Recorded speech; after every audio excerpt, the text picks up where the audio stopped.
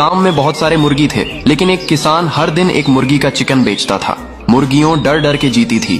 हर मुर्गी जानती थी कि एक दिन उसका भी टाइम आएगा। एक दिन एक मुर्गी एक अंडा देती है, फिर उसमें से चूजा निकलता है। मुर्गी को डर था कि एक दिन उसके बच्चे को भी मार देगा, इसलिए रात के अंधेरे में मुर्गी चूजे को जंगल छोड़ आती है। चूजा चलते हुए सुबह एक कबूतर के पास पहुंच जाता है और कबूतर चूजा को अपने घोंसले में रख लेती है। मुर्गी अपने बच्चे की याद करके रो रही होती है। फिर लाइक सब्सक्राइब नहीं। चील पटरी पर पपीते का पेड़ लगाता है और फिर उसे हर रोज पानी डालता है। पेड़ बड़ा हो जाता है, बहुत सारे पपीते लगाते हैं। चील पपीता खाती है। एक दिन चील पपीता बेचने जंगल जाती है। तभी एक भयानक सांप आता है और पेड़ से लिपट जाता है और पेड़ को नीचे पटक देता है। जब चील वापस आती है तो टूटे पेड़ को देखकर उदास हो जाती है। तभी पुलिस आकर सांप को पकड़ लेती है। चील देखती है कि टूटे हुए पेड़ से एक नया पौधा उगाया है, लेकिन चील रोने लगती है। फिर लाइक सब्सक्राइब नहीं। गांव में एक किसान रहता था।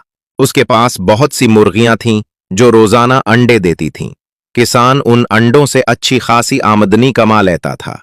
इसी किसान ने कुछ खूबसूरत तोते भी पाल रखे थे। कई तोते अंडे देते थे, लेकिन एक तोता ऐसा था जो कभी अंडा नहीं देता था। किसान को गुस्सा आ गया। उसने कहा, यह नकारा तोता है, न बोलता है न अंडा देता है, और फिर गुस्से में आकर उसे पंजरे से निकालकर भगा दिया। उदास तोता उड़कर मुर्गियों के पास पहुंचा।